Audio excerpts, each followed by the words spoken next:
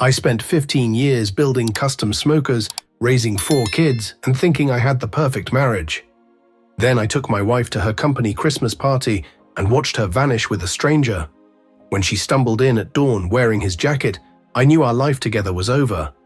What she discovered the next day, when her key wouldn't fit our door, was only the beginning.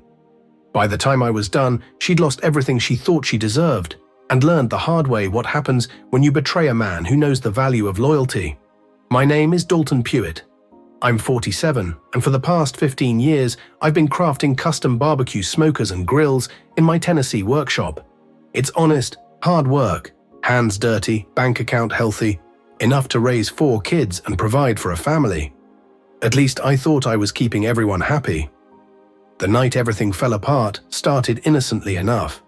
Claudia had been invited to her marketing firm's annual Christmas party, and for some reason she actually wanted me to go along.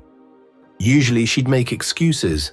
I wouldn't enjoy myself, it's just work, people talking shop. But this year she insisted. "You should meet my colleagues," she said, adjusting her emerald green dress in the mirror. "Especially the new account director. He has some interesting ideas about expanding into outdoor lifestyle marketing." I should have noticed the way her voice shifted when she mentioned him. Should have questioned the new dress she never mentioned, the extra hour on her makeup. But I was focused on the custom smoker order I'd just landed from a Nashville barbecue chain, not reading between the lines of my wife's sudden enthusiasm. The party was at the Heritage Hotel downtown. Marble floors, crystal chandeliers. I felt out of place in my best suit, while Claudia floated from conversation to conversation, like she belonged there. She introduced me to her boss and a few co-workers, but there was something in her energy. Electric, restless. That's when I saw him. Reed Hawthorne looked like he'd stepped out of a cologne ad. Expensive suit, perfect hair, confident smile. When Claudia introduced us, he shook my hand with the practiced grip of a man who'd never done a day of real work in his life. "So you're the famous barbecue king," he said, smooth as aged whiskey. "Claudia talks about your work all the time." She did? That was news to me.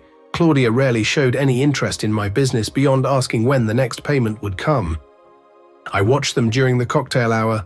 Nothing blatant, just the way she laughed a little too hard at his jokes, leaned in when he spoke, the subtle brush of her hand on his arm. Around 9 o'clock, I decided it was time to suggest heading home. The twins had early soccer practice, and Caleb had been texting about college essays. But Claudia was gone. I checked the bathroom, the bar, even stepped outside. Nothing. Then I noticed Reed's empty chair, his jacket draped over the back like he'd left in a rush. My chest tightened. I swept the venue again, more methodical this time, and then I realized she wasn't coming back. The coat check attendant said she hadn't seen my wife. The valet confirmed it. Reed Hawthorne had left 20 minutes ago, driving off with a woman matching Claudia's description. I had taken my wife to a party, and she had walked out with another man. I drove home in silence, my hands gripping the steering wheel so tight my knuckles went white. Every red light gave me time to replay the evening, to sift through the subtle signs I'd ignored or hadn't wanted to see. By the time I got home, sleep was impossible. I sat in my workshop, surrounded by half-finished smokers and the sharp scent of cold metal, trying to make sense of what I had just witnessed. My rational mind offered excuses. Maybe they'd been discussing business. Maybe she'd felt ill and he offered a ride home. Maybe I was overreacting. But my gut knew better. Around 4 a.m., headlights swept across the front yard. I watched Claudia slip through the front door like a teenager sneaking in past curfew. I waited an hour, letting her settle, before entering the house. She was in the kitchen, making coffee, acting as if nothing had happened. Still in that emerald green dress, yet disheveled, hair messy, makeup smudged, and draped over her shoulders was a man's jacket I didn't recognize. "Where did you go?" I asked, my voice steady. Claudia didn't look up. Red offered to show me some portfolio examples from his previous campaigns, she said casually, like it was Sunday morning. "We went to his office until 4 a.m., discussing potential opportunities for your business." Her words didn't match the story her body told, that jacket hanging loosely on her shoulders, the way she couldn't meet my eyes, the faint mark on her neck just below the collar. These were all clues. "Whose jacket is that?" I asked. She glanced down as if she'd forgotten. "Oh, this. He lent it to me because it got chilly. I'll return it next week." I watched her shrug, finally turning to face me, and realized something fundamental had changed. Not guilt, not shame, calculation, boldness, a casual cruelty I hadn't seen before. "I'm going to shower," she announced, brushing past me toward the stairs. The twins would be up soon for soccer practice. Ivy needed a ride to her bookstore shift. Caleb would want help with essays. Life would continue, indifferent, while everything between us had changed. By Sunday afternoon, my decision was made. While Claudia stretched in yoga class and the kids scattered to their weekend routines, I drove to the hardware store and bought new deadbolts for every door. Heavy-duty Schlag locks, locks that couldn't be bumped, picked, or slipped past. 2 hours later, every entry point in the house was fortified. Working with the same methodical precision I applied to my metalwork, I tightened each screw, installed each deadbolt. Every turn of the screwdriver felt like taking back control. Every new key represented a decision about who belonged in my life and who didn't. Caleb came home first, around 5. Sharp as ever, my 17-year-old noticed immediately. "Dad, did you change the locks?" he asked, inspecting the fresh brass hardware. "Security upgrade," I said simply. He gave me a knowing look, but didn't press. Caleb had inherited my habit of watching, thinking, and weighing before speaking.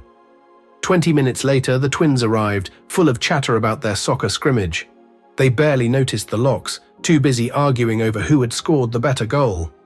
Ivy rolled in just before 6, tired from her bookstore shift and more interested in homework than door hardware. Claudia returned at 6:30, yoga mat slung over her shoulder, glowing from her post-workout endorphins, the same glow that once made my heart skip. Now it only reminded me of how she'd come home at dawn, flushed, disheveled, and wearing someone else's jacket. I was on the front porch, cleaning a welding tool, waiting. She walked up the path like any other evening, chatting about class, laughing at something her instructor had said, keys already in hand. Then she tried the door. The key didn't fit. She jiggled it, then checked again.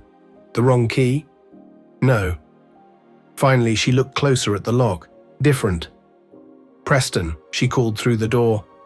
"Why won't my key work?" I set down the tool and walked over slowly. She stood there, key in hand, wearing the practiced expression of mild confusion she had probably rehearsed in the mirror. "I changed the locks," I said calmly. "Why would you change the locks without telling me?" "Same reason you went to Reed's office without telling me." Her face flickered through a rapid sequence: confusion, indignation, then something close to respect, as if she finally saw me clearly for the first time in years. "Preston, we need to talk about this. Like adults. We do. But first, you need to decide where that conversation happens. Because right now, you don't live here anymore." The next day, she discovered her key no longer worked for the door she had walked through for 16 years. She lingered on the porch, staring at me stunned. I could see Mrs. Thompson from next door pretending to water her plants while obviously listening. "You can't be serious," Claudia said finally. "This is my house too. Our children live here." "The children you abandoned last night to go play house with your new boyfriend." I stepped aside, but just enough to block her from entering. "They're inside, doing homework, wondering why Mom's been acting strange," I said. "You told me it was business. Business that required wearing his jacket home. Business that left marks on your neck." I leaned against the doorframe, arms crossed. "Claudia, I may work with my hands, but I'm not stupid." Her jaw tightened. For a fraction of a second, the mask slipped. "Fine," she whispered, careful that the neighbors wouldn't hear. "You want the truth? Yes, I spent the night with Reed. Yes, we're involved. But this marriage has been dead for years. Preston, we've been roommates, not husband and wife. No more pretending, no more lies. Just cold, brutal honesty, delivered as if she were discussing the weather." "So you fixed that by having an affair instead of talking to me?" I asked. She laughed, but there was no humor in it. "Talk to you? Between your work, the kids, and your weekend projects.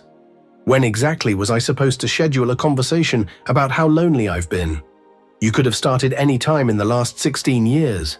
Her words stung because part of it was true. I had focused on the business, on security, on providing for the family. Maybe I'd missed some signs, but that didn't justify what she'd done. So, what now? I asked, calm, measured, waiting for the answer that would define the rest of our lives. Now let me in, Preston. We can figure this out like reasonable people. The kids don't need to see their parents acting like children. I shook my head. The kids are going to see their father standing up for himself for once. They're going to learn that actions have consequences and that lies don't earn second chances. Through the window, I caught Caleb in the living room, pretending to read but clearly listening. He gave me the tiniest nod. My son understood, and he approved. "I'll get a lawyer," Claudia threatened. "Good, so will I." I started to close the door, then paused.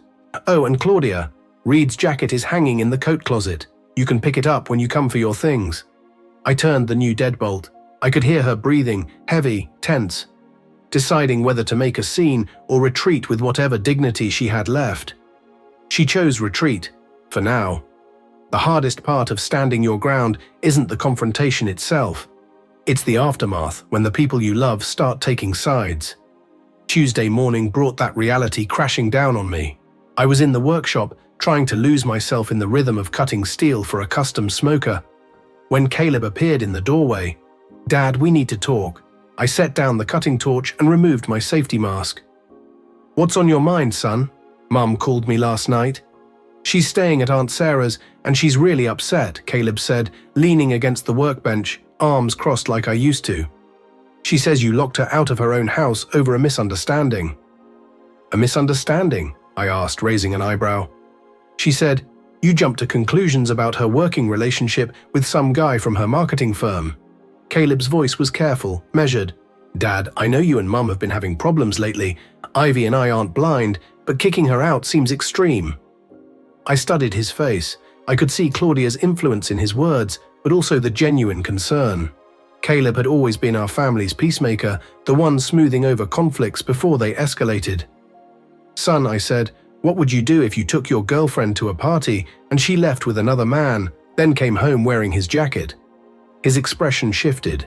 "Is that what happened?" "That's exactly what happened, and when I confronted her, she admitted she's been having an affair with Reed Hawthorne." The color drained from Caleb's face. He was quiet for a long moment, processing the news with the same methodical approach he used for calculus homework. "She actually admitted it?" he asked finally. "She did. Said our marriage has been dead for years and that she was lonely." I picked up a scrap of metal, turning it over in my hands. Maybe she was right about some of that. Maybe I'd been too focused on work to notice the warning signs. But that didn't excuse what she'd done. Caleb nodded slowly. "What about Ivy and the twins? They don't know yet, do they?" "Your sister thinks I'm being unreasonable. She's been texting me all morning, demanding I apologize to her mother. The twins don't understand why Mum isn't here, and I'm not sure how to explain it to 12-year-olds. Dad, there's something else you should know." Caleb hesitated, then pushed forward. "I saw Mum with that guy about 2 weeks ago at the coffee shop downtown. They were sitting really close, holding hands across the table. I thought maybe they were just friends or business partners or something." That hit me harder than I expected. My son had been carrying this burden for weeks, trying to protect me from a truth I needed to hear. "I'm sorry I didn't say anything sooner," Caleb continued. "I kept thinking maybe if I'd spoken up, you could have confronted Mom before it got this far." "This isn't your fault, son, not even close." I put my hand on his shoulder. "You were trying to protect your family. That's what good men do." 3 days after Claudia moved out, a courier delivered an envelope that made my blood run cold. It was from Patterson Williams and Associates, demanding immediate mediation regarding marital property and interim spousal support, pending formal divorce proceedings. Claudia wasn't wasting time. She wanted half of everything I'd built, including the workshop and the custom smoker business I'd spent 15 years creating. Worse, she claimed ongoing financial support because she'd sacrificed her career to support her husband's entrepreneurial endeavors. That was rich. Claudia had worked part-time at the marketing firm for only 18 months over the past 6 years, spending more time planning girls' trips than developing campaigns, while I worked 60-hour weeks to keep the family afloat. I called my lawyer Jim Ellis, a straight-talking former Marine who had handled my business incorporation. Jim listened without interrupting, then gave me the frank assessment I needed. Preston, adultery doesn't carry the same weight it used to in Tennessee divorce law, but it's not irrelevant. The fact she admitted the affair actually works in our favor. The bigger issue is going to be business valuation and the house. She didn't contribute a dime to the down payment and has never been involved in operations. But 24 years of marriage creates certain presumptions about marital property. We can fight this, especially if we can show she's been planning this divorce while hiding assets or income. That's what, I asked. I'm going to recommend a forensic accountant to review your family finances for the past 2 years. I felt a surge of determination. Finally, the fight had begun on my terms. If Claudia has been moving money around or making large unexplained purchases, we need to know about it, I said to Jim. The forensic accountant, a sharp-eyed woman named Rebecca Chun, found exactly what we feared. Over the past 8 months, Claudia had been quietly transferring small amounts from our joint savings into a personal account I didn't even know existed. Nothing enormous individually, but together it totaled nearly $12,000. Even more damning were the credit card charges. Designer clothes, extravagant dinners at restaurants I'd never heard of, and a weekend trip to Asheville she'd claimed was a company retreat. The receipts told a different story. Romantic dinners for 2, couples spa treatments, and a boutique hotel known for its intimate atmosphere. She's been financing her affair with marital assets, Rebecca explained. These expenditures show a clear pattern of deception and financial misconduct. Then came the bombshell from Caleb. My son had been investigating on his own, using his computer skills to dig into social media and public records. "Dad, you need to see this," Caleb said, opening his laptop. Reed Hawthorne wasn't just some random marketing executive. He'd been married twice before. Both ended in divorce, and in both cases, his ex-wives accused him of adultery in court filings. The pattern was clear. Reed wasn't merely a cheater. He was a predator, targeting married women and likely getting some sick thrill out of destroying families. And Claudia had walked right into his trap, dragging our 24-year marriage down with her. The custody hearing was scheduled for a Thursday morning in late January. I dreaded it, knowing Claudia's lawyer would try to paint me as an unstable, controlling husband who'd locked his wife out of her own home. What I hadn't expected was the nuclear option she'd decided to deploy. "Mr. Pewitt," Judge Harrison began, shuffling papers, "I'm looking at serious allegations here. Your wife claims you've exhibited threatening behavior and that she fears for her safety and that of the children." Jim Ellis shot me a sharp look before standing. "Your Honor, these allegations are entirely fabricated. My client has no history of violence or threatening behavior. In fact, we have evidence Mrs. Pewitt has been systematically deceiving her husband and misappropriating marital funds to finance an extramarital affair." Claudia's lawyer, Victoria Walsh, a sharp-dressed woman with a commanding presence, rose immediately. "Your Honor, Mr. Pewitt's alleged evidence is irrelevant to the safety concerns. My client has documented instances of her husband's increasingly erratic and controlling behavior, including changing the locks on their family home without notice and denying her access to personal belongings." I watched Claudia sitting at the opposing table, dressed in a conservative grey suit that probably cost more than most people's monthly mortgage. She had perfected the look of the frightened, vulnerable wife, tissues at the ready, eyes downcast, occasionally darting to the judge for maximum effect. "Mr. Ellis," Judge Harrison asked, "what evidence do you have regarding these alleged financial improprieties?" Jim handed a thick folder to the court clerk. "Your Honor, our forensic accountant has documented a pattern of deceptive financial behavior spanning 8 months. Mrs. Pewitt secretly transferred over $12,000 from joint accounts into a personal account, then used marital funds to finance romantic getaways and expensive gifts for Mr. Hawthorne." "Objection, Your Honor," Walsh interrupted. "Mr. Pewitt's characterization of legitimate business expenses is misleading." Jim's voice carried the incredulous tone of a man who had seen too many lying spouses in his 20-year career. "Your Honor, these expenses include couples spa treatments, romantic dinners at restaurants known for their intimate atmosphere, and a weekend at a boutique hotel specializing in romantic retreats. Unless Mrs. Pewitt's marketing firm has adopted some very unconventional client entertainment strategies, These are clearly personal expenditures tied to her affair. Judge Harrison examined the documents in silence. Then he looked directly at Claudia. "Mrs. Pewitt, did you engage in an extramarital relationship with Mr. Reed Hawthorne?" For a fraction of a second, her mask slipped. She glanced at her lawyer, who gave a subtle nod. "Your Honor, my relationship with Mr. Hawthorne developed after my marriage had broken down due to my husband's emotional neglect and controlling behavior," Claudia said, her voice steady but hollow. "Preston created an environment where I felt isolated. Reed offered the emotional support and understanding missing from my marriage." "That doesn't answer my question," the judge said. "Did you or did you not engage in an extramarital relationship while married?" A long pause, then barely audible, "Yes, Your Honor." The judge made notes and then addressed both legal teams. "I'm ordering supervised visitation for both parents pending a full custody evaluation. Mr. Pewitt, you'll have the children Sunday through Tuesday. Mrs. Pewitt, Wednesday through Friday. Weekends will alternate. Neither parent is to speak negatively about the other in front of the children." It wasn't the victory I'd hoped for, but it wasn't the disaster Claudia had planned either.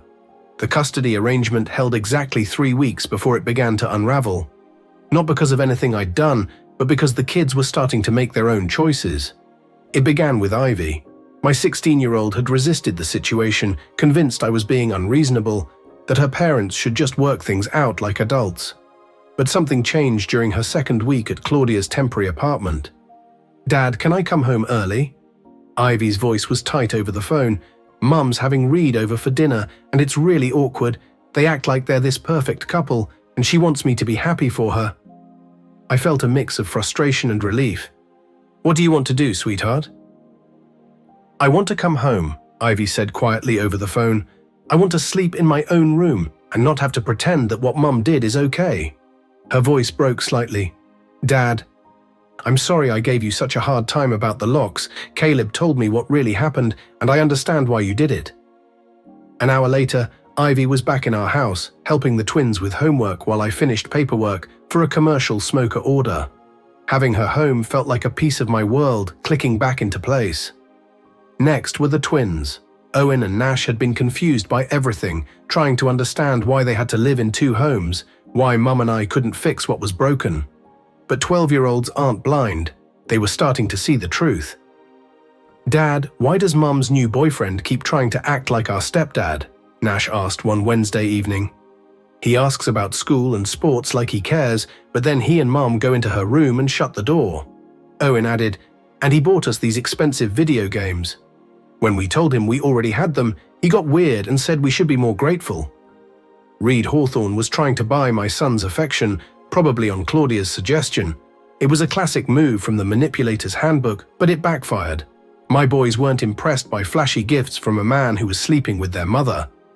"Boys," I said carefully, mindful of the judge's orders, "you don't have to pretend to like him, and you don't owe anyone gratitude for gifts you didn't want or need." By Friday, both twins asked to come home early. They missed their own beds, their video games, and the routine we had built.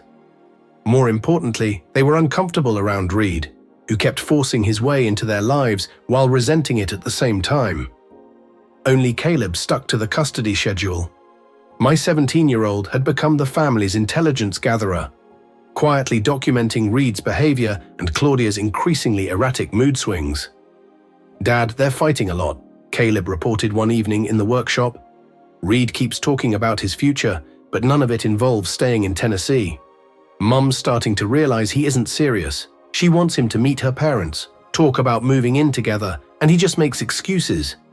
And yesterday she caught him texting another woman." Caleb paused. "I think she's finally starting to realize she threw away her marriage for a man who's not worth it." The custody arrangement was supposed to provide stability. Instead, it showed the children exactly who their mother had become and what she valued most. It wasn't them. Reed's exit was as cowardly as everything else about him. Missed dinners, ignored calls, and then a text that would embarrass a teenager. This situation has become too complicated for me to handle. I need to focus on my career and can't deal with the drama surrounding your divorce. Take care. 24 hours. That's how long it took him to go from promising Claudia a future to treating her like disposable baggage. She'd thrown away 24 years of marriage for a man who couldn't even break up in person. The aftermath was swift. Claudia's temporary apartment became a shrine to misery. Tissues, empty wine bottles, and self-pity.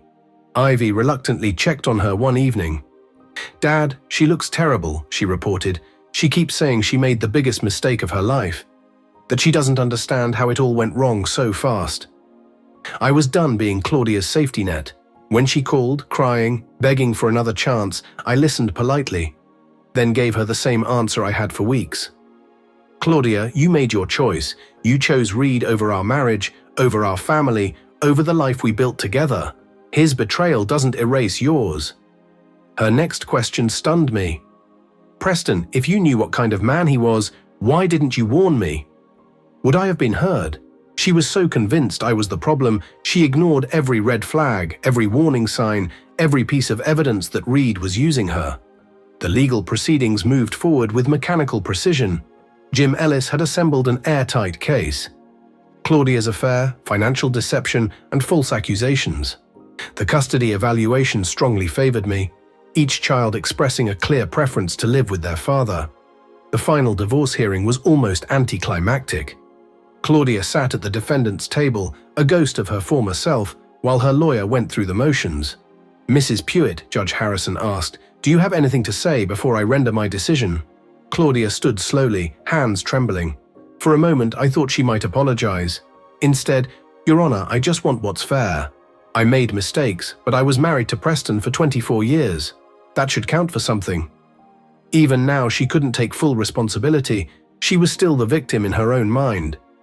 Judge Harrison awarded me full custody of all 4 children, the house, and the business. Claudia received a modest cash settlement, limited supervised visitation, and nothing more. Justice, cold and final, exactly how I preferred it.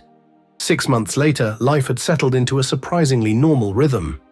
The kids were thriving, my business was growing, the house felt like home again. Caleb had earned a full scholarship to Tennessee Tech. Ivy was excelling academically and helping me with the business. The twins were wrestling and channeling their energy productively. My children had learned lessons about integrity, consequences, and standing up for what's right. They had seen me refuse disrespect, and their mother faced the results of her choices. Claudia had moved to Nashville, working for a smaller marketing firm, sending the occasional text about missing the kids, but making little effort to maintain a relationship. Reed Hawthorne had vanished completely, reportedly repeating his cycle elsewhere. My business had expanded beyond anything I imagined. Publicity from the divorce had brought attention to my custom smokers, large orders came in, and I'd hired staff to help with production. "Dad, you seem different," Ivy observed one evening as we worked in the workshop. "Happier, maybe more relaxed." She was right.